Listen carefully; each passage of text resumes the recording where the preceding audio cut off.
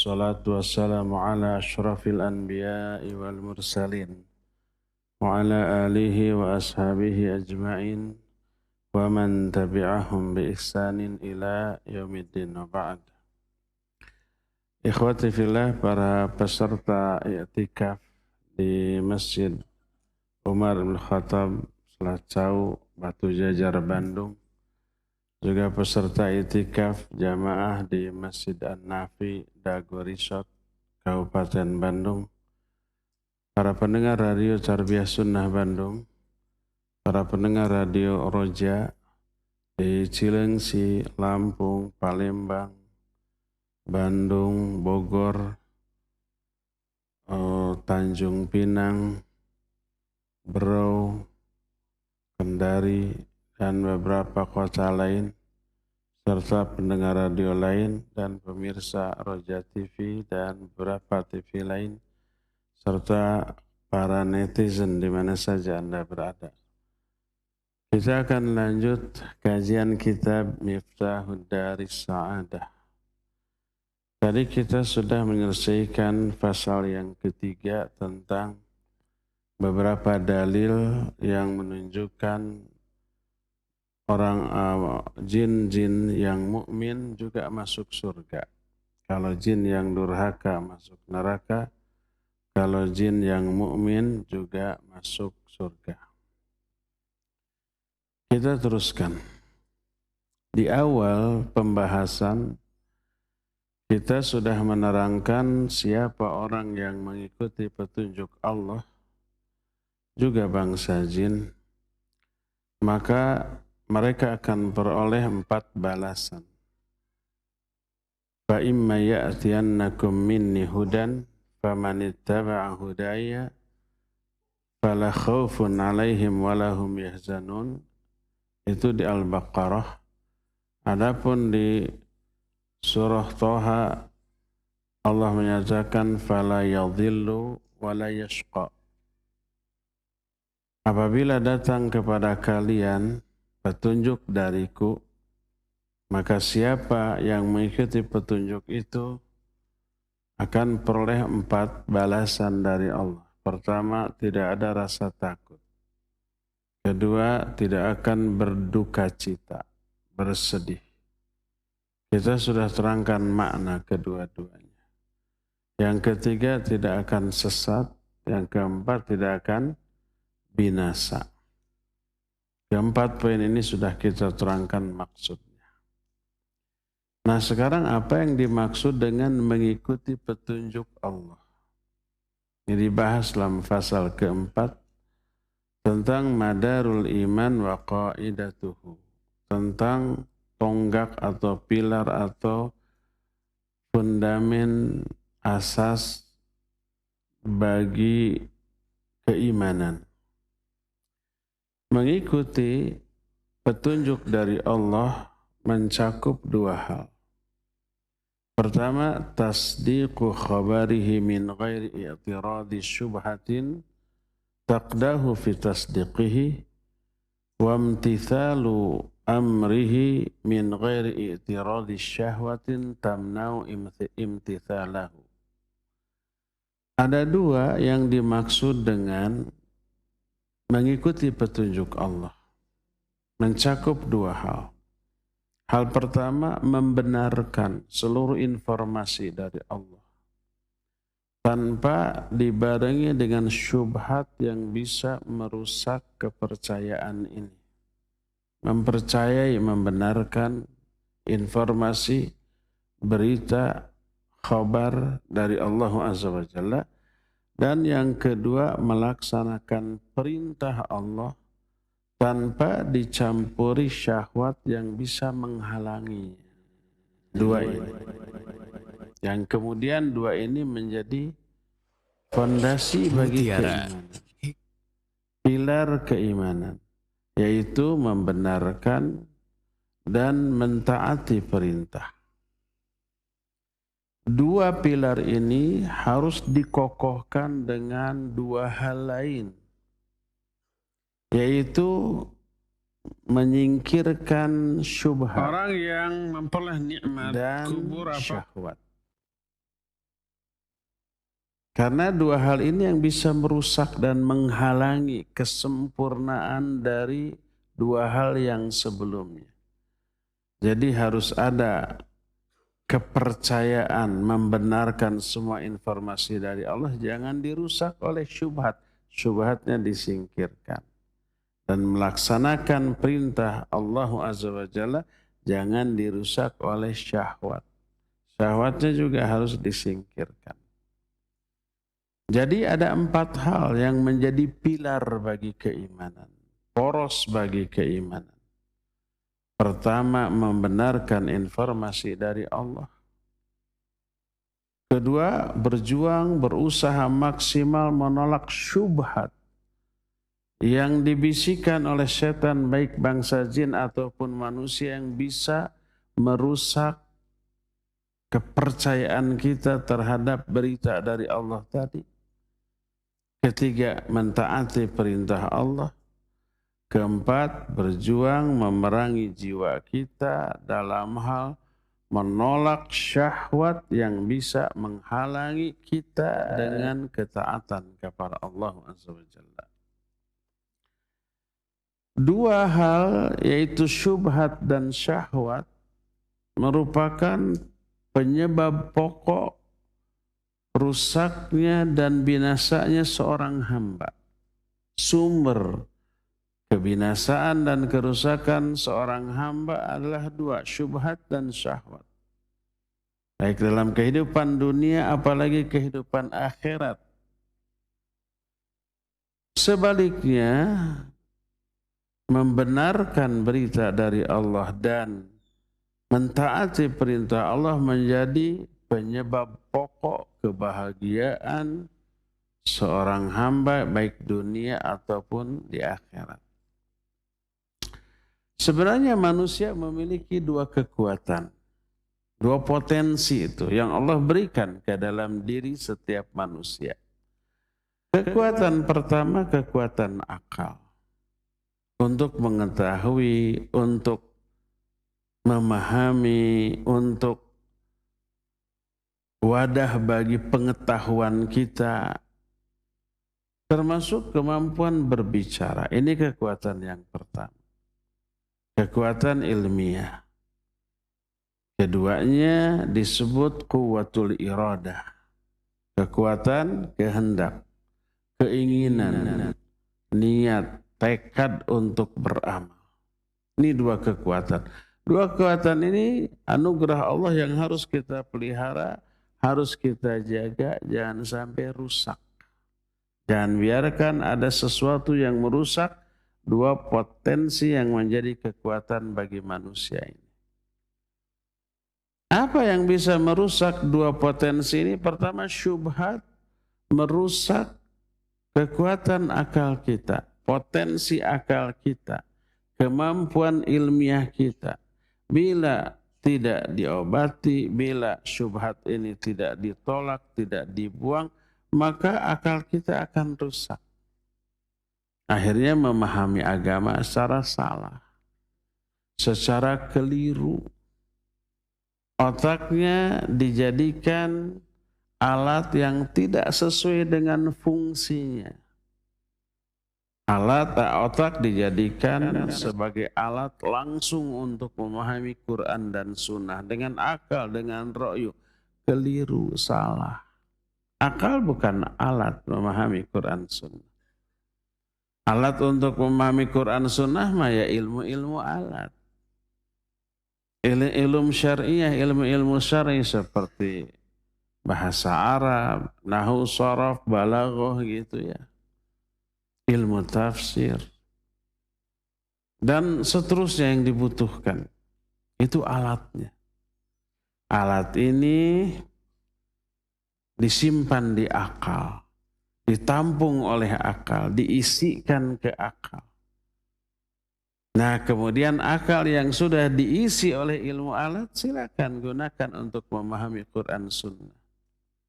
Tapi ketika akal kosong dari ilmu itu, langsung ro'yunya yang kosong dari ilmu dipakai untuk memahami Al-Quran dan Sunnah, lahir syubhat. Rusak akal kita, rusak pemahaman kita. Jadi yang bisa merusak akal dan pola fikir kita adalah syubhat. Sedangkan syahwat merusak iradah, merusak keinginan kita. Bila syahwat juga tidak ditolak, tidak diobati, maka keinginan kita akan menjurus kepada perkara-perkara buruk. Keinginan kita hanya menginginkan yang buruk, yang maksiat, asal menyenangkan hati kita dilakukan. Inilah dua yang merusak, dua potensi yang Allah anugerahkan kepada kita. Berfirman Allah Subhanahu wa ta'ala tentang nabinya alaihi salatu wassalam. Nabi diberi anugerah yang tidak diberikan kepada manusia lain. Yaitu disucikan, dibersihkan dari perkara-perkara yang umumnya dimiliki oleh manusia. Allah berfirman itu dalam Al-Quran surah An-Najm ayat 1 dan ayat 2. Kata Allah, wan najmi idza hawa ma dhalla sahibukum wa ma ghawa. Demi bintang ketika dia jatuh. Ma dhalla sahibukum, sahabat kalian ini, yaitu maksudnya Nabi Muhammad SAW, tidak sesat, tidak dhal, tidak ghawin. Dhalun itu sesat. Ghawa itu semakna, akan tapi berbeda penafsirannya. Kalau dhal maknanya beramal tanpa ilmu. Kalau ghawin berilmu tanpa amal. Ini penjelasan Al-Imam Ibn Rajab Al-Hambali rahimahullah ketika menerangkan dalam kitab Jami'ul Ulum wal Hikam. Jami'ul Ulum wal Hikam kan kitab syarah apa? Arba'in An-Nawawiyah. Ditambah dengan 10 hadis lain. Di dalam kitab Arba'in An-Nawawiyah ada satu hadis yang diterima dari Irbad bin Sariyah radhiyallahu an. Kalimat terakhir dari hadis ini, fa'alaikum bisunnati wa sunnatil khulafa'ir rasyidin al-mahdiin min ba'di. Kata Nabi SAW, wajib kalian berpegang teguh kepada sunnahku dan sunnah para khalifah yang rasyidin. Ketika menerangkan siapa khalifah yang rasyidin, Imam Ibn Rajab berkata, an-nasu thalathah. Manusia terbagi kepada 3 golongan. Rasyidun, ghawin, dhalun. Golongan pertama rasyid. Kedua ghawin. Ketiga dhalun. Siapa yang rasyid? Rasyid itu man arafal haqqa wattaba'ahu. Rasyid itu orang yang mengetahui kebenaran. Kebenaran itu Quran Sunnah. Al-haqqu min rabbik. Kebenaran itu dari Allah. Wahyu. Wattaba'ahu. Lalu diikutilah kebenaran itu. Diamalkan. Diterapkan, diajarkan. Itu rasyid, orang yang berilmu dan beramal. Kedua, ghawin dari ghawa. Isim fa'il atau pelakunya ghawin. Siapa itu ghawin? Man arafal haqqa wa lam yattabi'hu. Orang yang mengetahui kebenaran. Paham Quran Sunnah, berilmu. Wa lam yattabi'hu, tapi dia tidak ikuti, tidak dia terapkan, tidak dia amalkan. Berilmu tak beramal. Ghawin. Ketiga, dhalun, sesat. Siapa? Man lam ya'rifil haqqa wa ya'malu bijahli.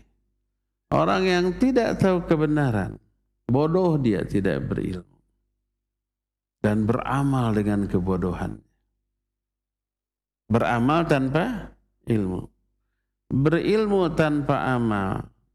ghawin, beramal tanpa ilmu, dhol, sesat. Rasyid, berilmu dan beramal.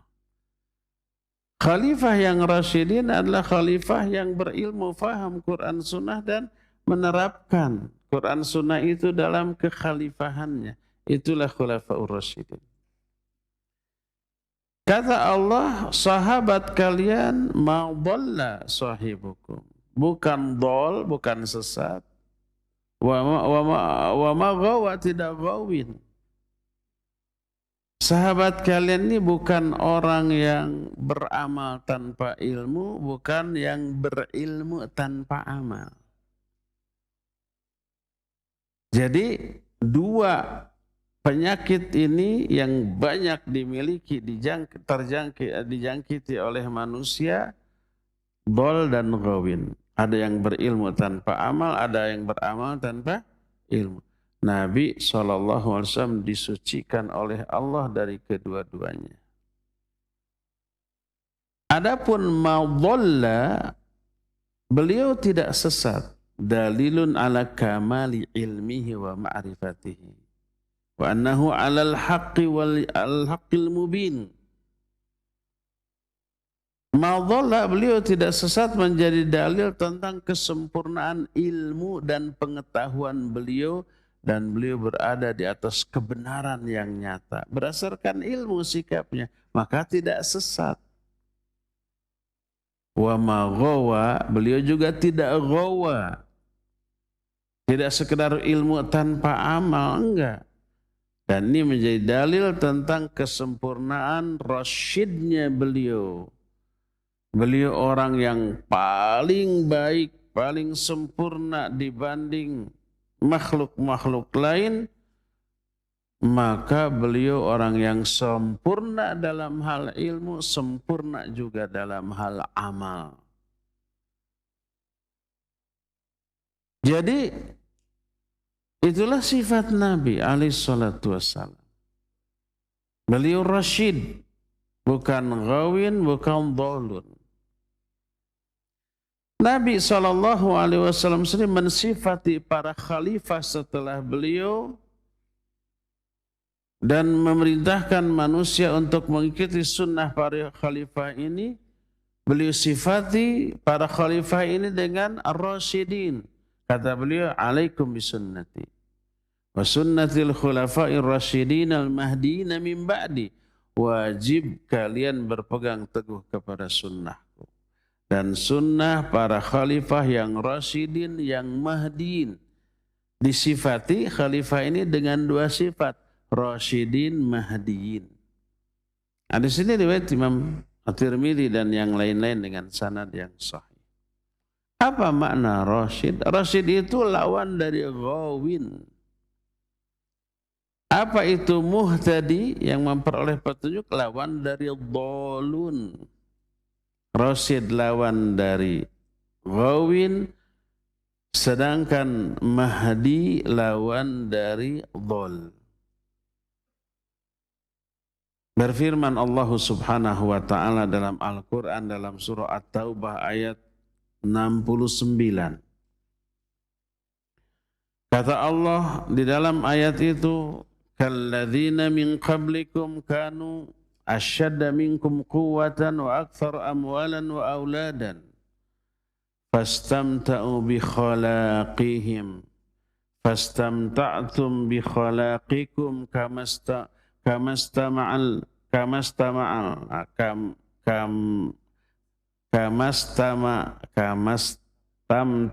ladzina min qablikum bi khalaqihim wa hudhum kalladzi khadu ulaika habitat a'maluhum fid dunya wal akhirah wa ulaika humul khasirun.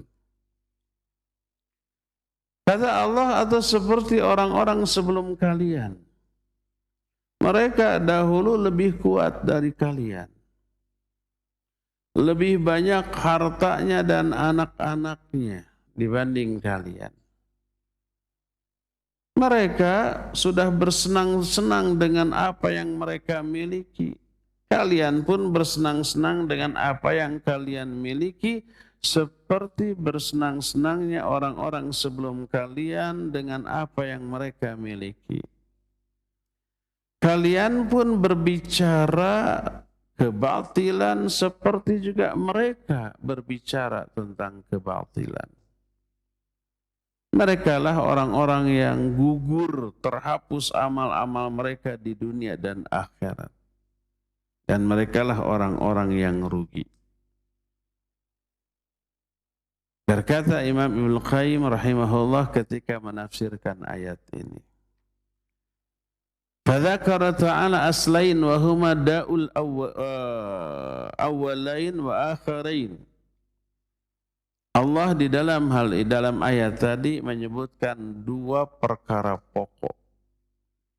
Dua perkara pokok ini merupakan keburukan, merupakan penyakit bagi manusia. Apa dua perkara pokok yang menjadi penyakit itu? Pertama, al-istimta bil khalaq. Bersenang-senang dengan apa yang dimiliki. Dengan harta dunia, dengan kekayaan, kekuasaan, pangkat, jabatan, popularitas. Pokoknya dengan hal-hal yang sifatnya duniawi. Bersenang-senang dengan bagian yang mereka peroleh di dunia ini. Bersenang-senang dengan dunia itu mengandung makna dia itu melampiaskan syahwat. Dan syahwat inilah yang menghalangi dari mengikuti perintah Allah. Karena mengikuti syahwat, perintah Allah diabaikan. Berbeda dengan orang-orang mukmin. Orang mukmin mencari dunia apa tidak? Ya. Tapi mencari dunia bukan untuk bersenang-senang dengan semua kekayaan dunia yang dimilikinya, enggak. Tapi kekayaannya digunakan sebagai bekal dan alat untuk meraih kebahagiaan di akhirat. Dunia itu tidak disimpan di hatinya, tapi disimpan di tangannya. Dipakai, dikeluar zakatnya, infaknya, sedekahnya, dipakai tutulung kanu butuh, tatalang kanu susah, meremaweh kapa pada manusia. Dermawan lah sifatnya gitu. Hartanya, jabatannya, pangkatnya, kekuasaannya, popularitasnya digunakan untuk bekal akhirat. Bukan untuk bersenang-senang untuk dirinya. Jadi bersenang-senangan dengan dunia itu syahwat. Dan syahwat sekali lagi merusak ketaatan. Ini penyakit yang pertama, syahwat.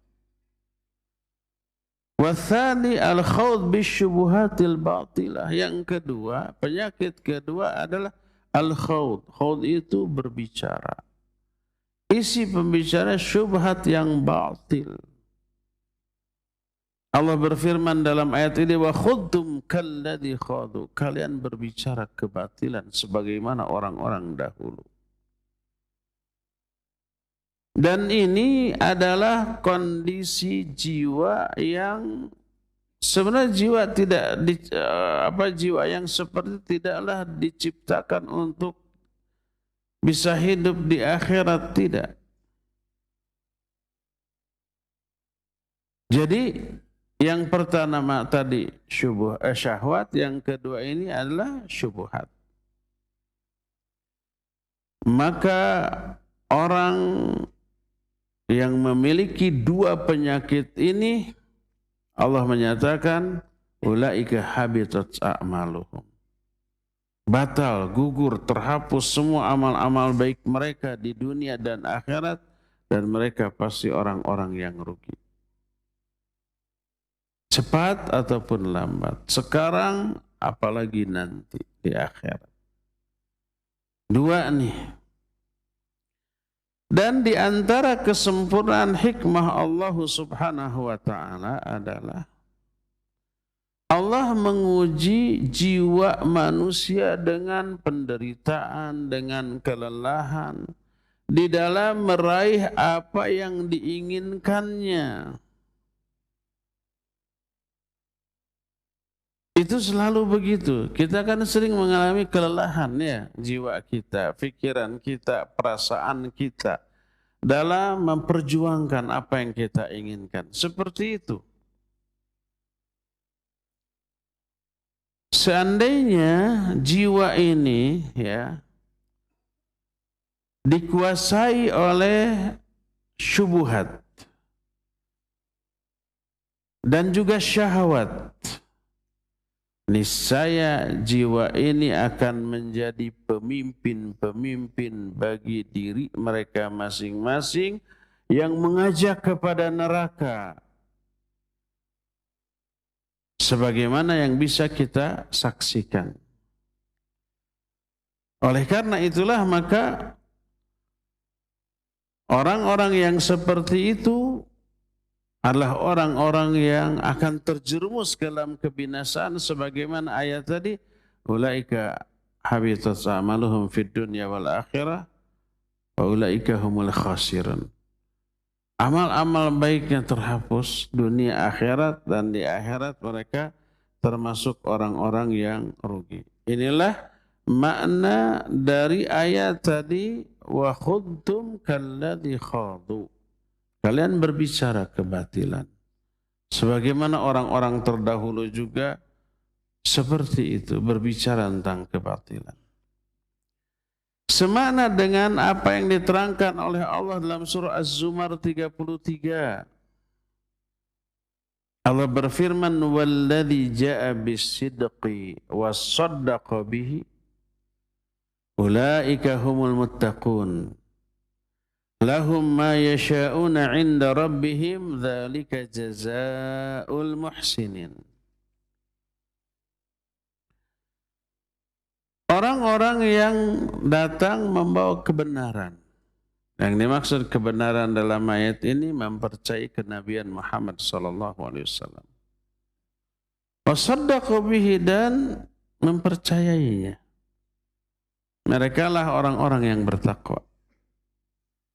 Bagi mereka akan memperoleh apapun yang mereka inginkan di sisi Allah, dan itulah balasan bagi orang-orang yang berbuat kebaikan.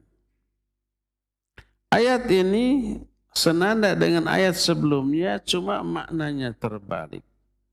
Kalau ayat sebelumnya menyatakan orang yang mengikuti syahwat dan syubhat, balasannya kerugian di akhirat, binasa, terkena azab, semua kebaikannya terhapus.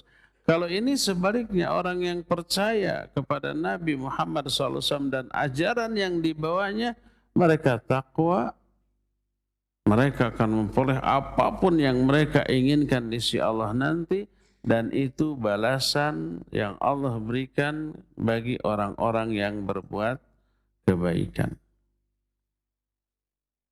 Jadi, dua ayat ini tarkib susunan kalimatnya sama walaupun menerangkan dua hal yang bertolak belakang. Tapi intinya bahwa syubhat dan syahwat perusak dua sumber kebahagiaan manusia. Dua sumber kebahagiaan manusia adalah iman, percaya kepada informasi berita wahyu dari Allah, dan taat kepada perintah. Dua sumber kebahagiaan. Sempurnakan dua sumber kebahagiaan ini dengan menghilangkan, mengingkari dua hal yang merusaknya, itu syubhat dan syahwat. Syubhat merusak keimanan, syahwat merusak ketaatan. Siapa orang yang mengikuti syubhat dan syahwat, dihapus kebaikannya dunia akhirat, dan di akhirat dia akan terkena azab.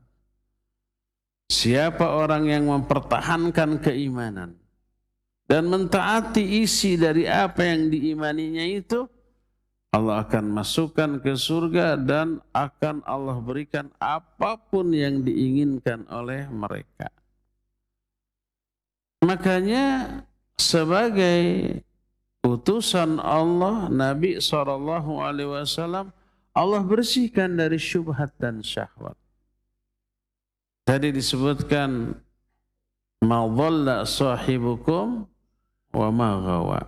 Sahabat kalian ini, yaitu Nabi Muhammad SAW, tidak dhal, tidak ghawin, tapi rasyid. Orang yang memiliki iman dan ketaatan, iman dan ketaatan tidak dirusak oleh syubhat dan syahwat. Maka beliau orang yang Allah sucikan dari kedua penyakit yang berbahaya ini.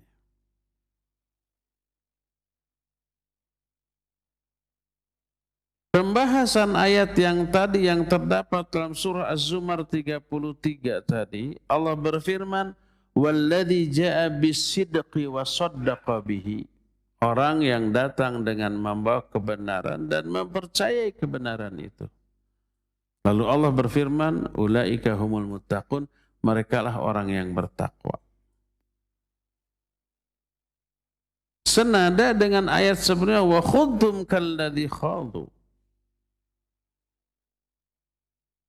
Kalian berbicara kebatilan seperti orang-orang sebelum kalian berbicara kebatilan. Itu senada dengan orang yang datang dengan membawa kebenaran dan percaya kepada kebenaran. Struktur kalimatnya sama, tapi isi kandungannya berbeda. Tapi akibatnya sama. Kalau yang datang dengan membawa kebenaran dan mempercayainya disebut orang bertakwa, masuk surga, dan memperoleh apapun yang mereka inginkan.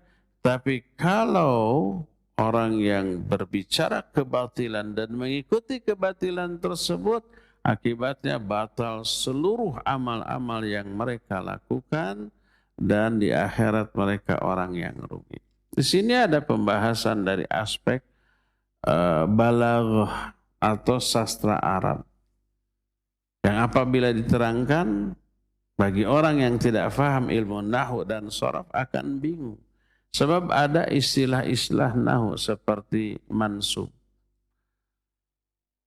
Seperti wa ala hadza fayakunul aidu mansuban mahdhufan gitu.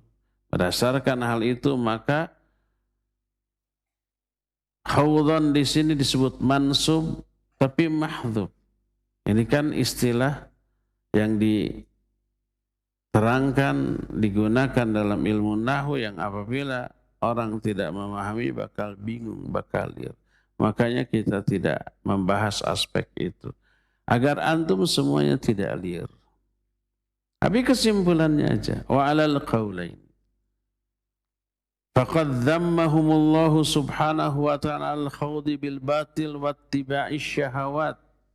Wa akhbaru anna man kanat hadhihi halatuhu faqad habita amaluhu fid dunya wal akhirah wa huwa minal khasirin. Berdasarkan dua jenis penjelasan tadi, gamblanglah bahwa Allah mencela mereka karena mereka berbicara tentang kebatilan dan mengikuti syahwat.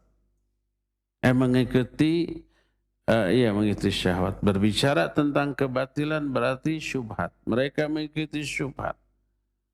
Dan menyebarkan syubhat itu dengan cara berbicara. Juga mengikuti syahwat. Dan Allah mengabarkan siapa orang yang keadaannya seperti itu mengikuti syubhat dan syahwat, maka gugur semua amalnya dunia dan akhirat, dan dia termasuk orang yang rugi. Termasuk apa yang menjadi dialog ahli neraka bertanya ke ahli surga yang bertanya kepada ahli neraka, kenapa kalian bisa masuk ke dalam neraka? Dalam surah Al-Muddathir mulai ayat 42 sampai 46, masalakakum fis saqar. Apa yang menyebabkan kalian masuk ke dalam neraka saqar? Mereka menjawab, qalu lam naku minal musallin wa lam nakun nut'imul miskin wa kunna nakhudhu ma'al khaidin wa kunna nukadzibu biyaumiddin hatta atana yaqin. Para ahli neraka itu menjawab, penyebab mereka masuk neraka diantaranya syubhat nih. Kata mereka, dulu kami tidak sholat, waktu hidup di dunia tidak sholat. Dan kami pun tidak memberi makan orang-orang miskin. Hati-hati ikhwan, cuek kepada sama muslim yang susah, fakir, miskin nih. Kami dulu tidak memberi makan orang-orang miskin. Yang kedua, pertama enggak sholat. Yang kedua, tidak memberi makan orang miskin. Ayat ini dijadikan hujjah oleh para ulama. Sebenarnya orang kafir juga dibebani kewajiban syariat. Orang kafir juga wajib sholat, wajib zakat, dan seterusnya. Tapi kan mereka tidak mungkin melakukannya. Kalau mau melakukannya harus Islam dulu. Itu yang berat bagi mereka. Makanya salah satu penyebab mereka masuk neraka enggak sholat karena kekafiran mereka. Tidak memberi makan orang-orang miskin. Terus yang ketiga ini syubhat. Wa kunna nakhudhu ma'al khaidin. Kami suka berbicara kebatilan. Dengan orang-orang yang suka berbicara. Ngerumpi. Ya, kemudian berbicara tentang agama. Dengan kebodohan. Dengan ro'yu, dengan akal. Dengan logika, dengan rasio. Bukan dengan alatnya. Logika, rasio, akal, ro'yu bukan alat untuk memahami Quran. Bukan alat untuk berbicara tentang kitab Allah. Ada ancaman man qala fi kitabillahi bi ra'yihi fa asaba faqad akhta. Dalam riwayat lain falyatabawwa maq'adahu minan nar. Siapa orang yang berbicara tentang kitab Allah dengan ra'yu, lalu omongannya benar, sungguh dia telah salah. Walaupun benar, kebenarnya itu kebetulan. Tapi sikap dia berbicara tentang Quran tanpa ilmu itu sebuah kesalahan. Dalam riwayat lain, falyatabawwa maq'adahu minan nar. Siap-siap untuk menempati tempat duduk dalam neraka. Omongan mereka tentang Quran dengan ra'yu adalah syubhat. Salah satu penyebab mereka masuk neraka ini, wa kunna nakhudhu ma'al khaidin. Kami suka menyebar syubhat. Berbicara kebatilan dengan orang-orang yang sama-sama tukang bicara dalam hal itu. Wa kunna nukadzibu biyaumiddin, dan kami dulu mendustakan hari kiamat. Ini 4 penyebab. Tidak sholat, tidak memberi makan orang miskin, menebar syubhat, dan tidak percaya kepada hari kiamat. Maka kata Al-Imam Ibnu Qayyim setelah mengutip ayat ini, fadzakaru aslain. Dalam ayat ini ahli neraka menyebut 2 hal pokok, 2 penyebab pokok mereka masuk neraka. Pertama, al-khawdu bil batil. Wa ma yatba'uhu minat takdzib biyaumiddin. Pertama, berbicara tentang kebatilan. Dan diikuti oleh sikap mendustakan hari kiamat. Karena dengan akal. Karena akal tidak bisa menerima orang yang sudah mati, hancur lebur, tulang belulangnya pun hancur, apalagi bagian lain. Yang terkeras dari bagian tubuh kita kan tulang. Apalagi dagingnya, apalagi uratnya, apalagi darahnya. Habis sampai tulang belulang. Mustahil bisa bangkit lagi. Kan akal begitu tuh. Hasil olah akal terhadap nas ayat tentang agama berakibat lahirnya banyak syubhat. Di antaranya tidak percaya kepada hari kiamat. Jadi penyebab pertama syubhat, berbicara kebatilan yang kemudian diikuti oleh ketidakpercayaan mereka terhadap hari kiamat. Yang kedua, wa itsarus syahawat wa ma yastalzimuhu min tarkis sholawat wa it'ami dzawil hajat. Kedua, mengikuti syahwat yang diaplikasikan, mengikuti syahwat itu dalam bentuk meninggalkan sholat dan tidak mau memberikan makan kepada orang-orang yang membutuhkan. Orang tidak sholat, padahal sholat itu nggak lelah, nggak capek, nggak lama. Sholat tidak bikin kita ngos-ngosan, tidak bikin kita pegal-pegal, tidak membuat kita tipe perokat, tipe bergeg ketika melakukannya. Tidak bikin keringat, tidak perlu kuota, tidak perlu pulsa, tidak perlu biaya. Dan tidak memakan waktu yang lama. Paling 5 menit, yang sudah terlatih bisa 2 menit. Orang yang 23 rakaat aja ada yang 7 menit. Ya. Salat itu enggak berat. Tapi kenapa banyak yang melakukan?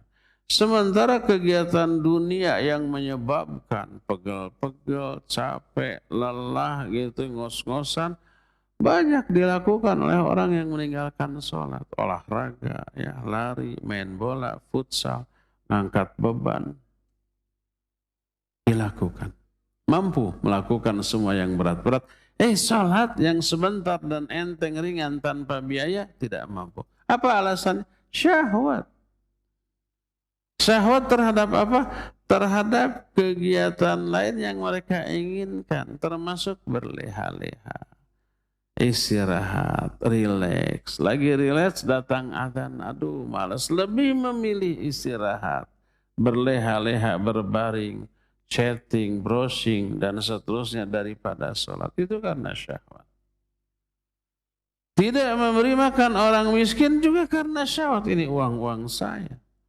Saya meraihnya itu dengan mengerahkan segenap kemampuan saya, berkeringat, mikir, kerung-kerung, begadang, dan dapat uang. Setelah dapat masa harus diberikan kepada mereka. Itu juga karena syahwat.